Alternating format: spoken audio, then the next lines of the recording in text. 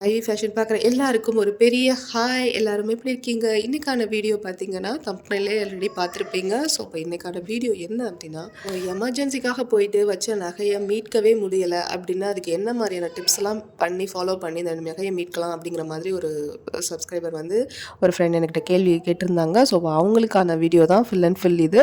So, இப்போ நெறைய பேர் இந்த மாரி தான் நகைய கொண்டு போய் அவசரத்துக்கு நம்ம வச்சுட்டு, அதுக்கப்புறம் திருப்பவே முடியாம ரொம்ப சிரமப்பட்டுட்டுருக்கோம். ஸோ, அதில என்னென்ன சின்ன சின்ன மிஸ்டேக்ஸ் பண்ணுறோம் அப்டிங்கிற தெரிஞ்சுக்கிட்டாலே நம்ம வந்து ஈஸியாக வந்து நகையை வந்து திருப்பிடலாம். ஸோ, நம்ம செய்கிற என்ன மிஸ்டேக்ஸ் அப்படிங்கிறத நான் அதில் சொல்லியிருக்கேன். ஸோ, யார் யார் என்னென்ன மாதிரியான மிஸ்டேக் செஞ்சுட்ருக்கீங்க, என்னென்ன மாதிரியான டிப்ஸை ஃபாலோ பண்ணி நகை திருப்புறதுக்கு நீங்கள் வந்து பண்ணிகிட்ருக்கீங்க அப்படிங்கிறதையும் நீங்களும் கமெண்ட் பாக்ஸில் எனக்கு ஷேர் பண்ணுங்கள். ஸோ, அவங்க வந்து என்ன பண்ணியிருக்காங்க அப்படின்னா, ஒரு 30 பவுன் கிட்ட போயிட்டு வந்துட்டு அடகு வச்சுட்டாங்க. ஸோ, அந்த அடகு வச்சதை எப்படி நான் வந்து திருப்புறது, எனக்கு இந்த மாதிரியான ப்ராப்ளம்ஸ் இருக்குது அப்படிங்கிற மாதிரி கமெண்ட் செக்ஷனில் வந்து கேட்டிருந்தாங்க. ஸோ, அதுக்கான வீடியோவை தான் நான் இதை போஸ்ட் பண்ணியிருக்கேன். ஸோ, இந்த வீடியோ கண்டிப்பாக நம்ம எல்லாருக்குமான ஒரு டிப்ஸாகவே இருக்கும். ஸோ, மந்த்லி வந்து நம்ம பட்ஜெட் வந்து போடணும். ஸோ, மிடில் கிளாஸ் ஃபேமிலியாக இருக்கோம் அப்படின்னா கண்டிப்பாக வந்து மந்த்லி பட்ஜெட் போடணும். கண்டிப்பாக நம்மளோட நகைக்கான சொல்யூஷன் நம்ம என்ன பண்ண போகிறோம் அப்படிங்கிறத கண்டிப்பாக தெரிஞ்சு வச்சுக்கணும். ஸோ, கோல்டு லோனுங்கிறது கண்டிப்பாக நமக்கு ஒரு பேர்டன் தான். அதை வந்து கண்டிப்பாக குறைக்கிறதுக்கு என்னென்ன மாதிரியான டிப்ஸை நம்ம பண்ண முடியும் அப்படிங்கிறது தான் நான் அதில் சொல்லியிருக்கேன். நீங்கள் வந்து பாசிட்டிவாக நீங்கள் முதல்ல நினைக்கணும். ஸோ, கோல்டு வந்து நம்ம திருப்பிடலாம் அப்படிங்கிற மாதிரி நினைக்கிறோம். ஏன்னா நான் எதுக்காக சொல்கிறேன்னா, இழந்ததை மீட்க போராடுறது தான் வாழ்க்கைன்னு சொல்லுவாங்க இல்லையா, அந்த மாதிரி. ஸோ, நம்ம லாஸ் பண்ணிட்டோம், கொண்டு போய் வச்சுட்டோம், அடமானம் வச்சுட்டோம், அது திருப்பவே முடியல, சரி அப்படியே போகட்டும் அப்படின்ற மாதிரியும் சில பேர் வந்து இருப்போம். நிறைய பேர் வீட்டில் பார்த்தீங்க அப்படின்னா இந்த கோல்டை கொண்டு போய் வச்சுருவாங்க. ஸோ, அவங்களோட ஹஸ்பண்ட்லாம் பார்த்தீங்க அப்படின்னா கண்டிப்பாக அது என்ன ஏது என்ன ஆச்சு அப்படிங்கிற ஒரு சின்ன நாலேஜ் கூட, அதை பற்றின நாலேஜே, அதை பற்றின எந்த விஷயங்களும் தேவையில்லை அப்படின்ற மாதிரியே இருப்பாங்க. ஸோ, அப்படியெல்லாம் இருக்கிறாங்க அப்படின்னா வீட்டில் இருக்கவங்க தான் கண்டிப்பாக வந்து ஃபாலோ பண்ணி எதையாவது பண்ணணும். ஸோ, இல்லை அப்படின்னா அவங்க இந்த ஹஸ்பண்ட்க்குலாம் நம்ம வந்து புரிய வச்சு தான் அந்த நகையை வந்து சேவ் பண்ணுற மாதிரி இருக்கும். சிஸ், கண்டிப்பாக வந்து நீங்கள் சொன்னதை வச்சு நான் வந்து நிறைய வந்து உங்களுக்கு இதில் ஷேர் பண்ணியிருக்கேன்.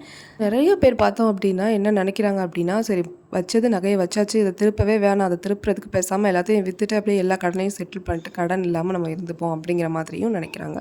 ஸோ, அந்த அளவுக்கு நம்ம நினைக்கிறதுக்கு காரணம் என்னென்னா, நம்ம நாள்தோறும் செய்கிற சின்ன சின்ன மிஸ்டேக்ஸ் தான்.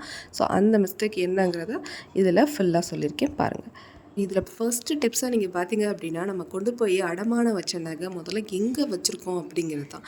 ஸோ, நம்ம அதிகமான வட்டி இருக்க இடத்துல வச்சுருப்போம். ஸோ, 2 வட்டி இந்த மாதிரியான இடங்களில் வச்சுருக்கீங்க அப்படின்னா 2 வட்டிங்கிறது உங்களுக்கு 24%. இப்போ 24% அப்படிங்கிறது 1,00,000க்கு நீங்கள் 24,000 நீங்கள் வந்து பே பண்ணுற மாதிரி இருக்கும். ஸோ, இந்த மாதிரியான இடங்களில் நீங்கள் வச்சுருக்கீங்க அப்படின்னா கண்டிப்பாக அந்த நகையை வந்து மீட்ட நீங்கள் குறைவான வட்டி இருக்க மாதிரியான இடத்துல பேங்க்ஸில் கொண்டு போய் அடகு வைங்க. ஸோ, நம்ம நிறைய பண்ணுற ஒரு பெரிய மிஸ்டேக் என்னென்னா, நானுமே கூட அந்த மிஸ்டேக் பண்ணியிருக்கேன். அதனால தான் அந்த வீடியோ ஷேர் பண்ணுறேன். ஸோ, நம்ம எமர்ஜென்சிக்கு உடனே பணம் வேணும் அப்படிங்கிற மைண்ட் செட்டில் இருக்க பட்சத்தில் நம்ம என்ன பண்ணுறோன்னா, ரொம்ப அதிகமான வட்டி இருக்க இடத்துல கொண்டு போய் நம்ம வந்து வச்சுடுறோம். ஸோ, வச்சுட்டு அதை திருப்பவே முடியாமல் இருந்து அதுக்கு மேலே அது வட்டி போட்டு அதுக்கப்புறம் அந்த நகையை அப்படியே வந்து நம்ம லாஸ் பண்ணிவிட்டு இருக்கிற மீதி காசை வாங்கிட்டு வந்து நகையையும் லாஸ் பண்ணிடுறோம்.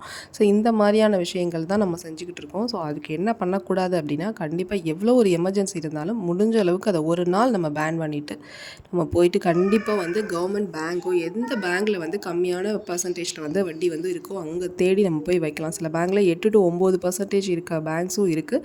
ஸோ, அந்த மாதிரியான பேங்க்கில் போய்ட்டு நம்ம அடமானம் வைக்கிறது மூலமாக கண்டிப்பாக நம்ம நகையை வந்து முதல் சேஃப் வந்து பண்ண முடியும். ஸோ, நமக்கு வந்து ஏன்னா 24% அப்படிங்கிறது 24,000 எங்கே இருக்குது. ஸோ, 9% அப்படிங்கிறது வருஷத்துக்கு 9,000 எங்கே இருக்குது. ஸோ, ஒரு 3ல் 1 பங்கு அப்படின்னு சொல்கிற மாதிரி இந்த விஷயம் வந்து இருக்குது அப்படிங்கிறத நீங்கள் ஃபஸ்ட்டு வந்து அனலைஸ் பண்ணிக்கணும். அதன் மூலமாக வந்துட்டு நீங்கள் என்ன பண்ணியிருக்கீங்கன்னா, இந்த மாதிரி சாதாரணமாக சொல்லுவாங்க 2 வட்டி தான் 2 வட்டி அப்படின்னு சொல்லுவாங்க. ஸோ, அது நம்ம என்னென்னு நம்ம கணக்கு பண்ணாமல் நம்ம மாட்டுக்கு லட்சத்துக்கு வச்சுட்டோம் அப்படின்னா கண்டிப்பாக வந்து மாட்டிட்டோம். அது மாதிரி இருக்குது அப்படின்னா முதல் நீங்கள் செய்ய வேண்டியது அதை திருப்பி எப்படி பேங்க்கில் வைக்கணும் அப்படிங்கிறது தான். ஸோ, ஒரு எமர்ஜென்சிக்கு நீங்கள் வச்சுட்டீங்க அப்படின்னா கூட அதை முதல்ல எப்படி திருப்பி நீங்கள் பேங்க்கில் வைக்கணும் அப்படிங்கிறத நீங்கள் முதல்ல யோசிச்சு அதுக்கு ஒரு ரூட் ஃபாலோ பண்ணி முதல்ல பேங்க்கில் வைங்க. ஸோ, இப்போ அதுக்கு ஒரு ஃபண்டு தேவைப்படும் இல்லையா. நீங்கள் வந்துட்டு 30 லட்ச ரூபாய்க்கு இப்போ வச்சுருக்கீங்க, 10 லட்ச ரூபாய்க்கு வச்சுருக்கீங்க, எவ்வளோ அமௌண்ட்டுக்கு நீங்கள் வச்சுருந்தாலும் அதுக்கு ஒரு ஃபண்டு உங்களுக்கு முதல்ல தேவைப்படும். அந்த ஃபண்டை நீங்கள் முடிஞ்ச அளவுக்கு வட்டி இல்லாமல் கைமாத்தா ஒரு 2 நாள் டைம் இல்லை 1 நாள் டைம் நீங்கள் கேட்டு அதை உடனே நீங்கள் வந்து ப்ரைவேட் ஷாப்லலாம் அன்றைக்கே நீங்கள் வந்து மீட்டுக்கலாம். பணத்தை கொண்டு போய் ரெடி பண்ணிட்டீங்க அப்படின்னா அன்றைக்கே நீங்கள் வந்து மீட்டுக்கலாம். மீட்டு கொண்டு போய் நீங்கள் பேங்க்கில் வைங்க. இது கைமாத்தா வாங்குறதுக்கு முடிஞ்ச அளவுக்கு பாருங்கள். அடுத்து முக்கியமானது என்ன அப்படின்னா, ஸோ, முதல்ல வந்து நீங்கள் பண்ண வேண்டியது நகையை கொண்டு வந்து இப்போ பேங்க்கில் வச்சாச்சு. இது பார்த்தீங்க அப்படின்னா, நீங்க ஃபுல் அமௌண்ட்டையுமே ரெடி பண்ணணும் அப்படிங்கிறது கிடையாது. ரூ. 30,00,000 இருக்க இடத்துல வெறும் ரூ. 10,00,000 நீங்க ரெடி பண்ணுங்க. ஃபர்ஸ்ட்டு ரூ. 10,00,000 ரெடி பண்ணி, அதுக்கான நகைய வந்து நீங்க மீட்டு கொண்டு வந்து முதல்ல பேங்க்ல வைங்க. பேங்க்ல வச்சீங்க அப்படின்னா, அதுக்கு ஒரு 75% வந்து உங்களுக்கு கண்டிப்பா நகைக்கு வந்து குடுப்பாங்க. ஸோ அந்த அமௌண்ட்ட வாங்கிட்டு வந்து எவ்வளோ குடுக்குறாங்களோ, அந்த அமௌண்ட்ட வாங்கிட்டு வந்து அடுத்து இருக்க செட் ஆஃப் கோல்ட வந்து நீங்க மீட்டு கொண்டு போய், திருப்பி கொண்டு போய் பேங்க்ல வைங்க. அதுக்கப்புறம் திருப்பி இந்த மாதிரி நீங்க நெக்ஸ்ட் மூவ் பண்ணும்போது, உங்களுடைய நகைய ஈஸியா நீங்க பிரைவேட் ஷாப்லேருந்து கொண்டு போய் ஒரு நேஷனலைஸ்டு பேங்க்கில் நீங்கள் கண்டிப்பாக சேஃபாக வந்து செக்யூராக வைக்க முடியும்.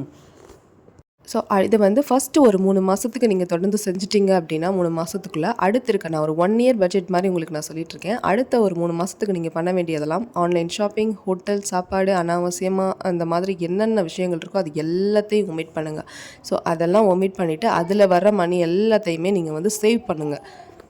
ஸோ இந்த சேவ் பண்ண அமௌண்ட்டை கூட தனியாக ஒரு பாக்ஸ் பண்ணி அதை வந்து கோல்டு ரெக்கவர் பண்ணுறதுக்கான நான் ஒரு ஃபண்டாக சேவ் பண்ணுறேன் அப்படிங்கிற மாதிரி நீங்கள் சேவ் பண்ணிங்கன்னா கூட உங்களால் கண்டிப்பாக நகையை வந்து மீட்டெடுக்க முடியும். ஸோ இது ரொம்ப முக்கியமான டிப்ஸு. ஸோ ஒரு நாளைக்கு அடுத்தது ரொம்ப முக்கியமான விஷயம் நான் சொல்கிறேன். ஒரு நாளைக்கு இவ்வளோ அமௌண்ட்டை வந்து நான் வந்து சேவ் பண்ண போகிறேன் அப்படின்னு சொல்லி எடுத்துருங்க. ஸோ அது 50 இருக்கலாம், இல்லை 100 இருக்கலாம். ஆனால் கம்பல்சரி அது கோல்டு ரெக்கவர் பண்ணுறதுக்கான அமௌண்ட் அப்படிங்கிறத நீங்கள் தெரிஞ்சுக்கோங்க.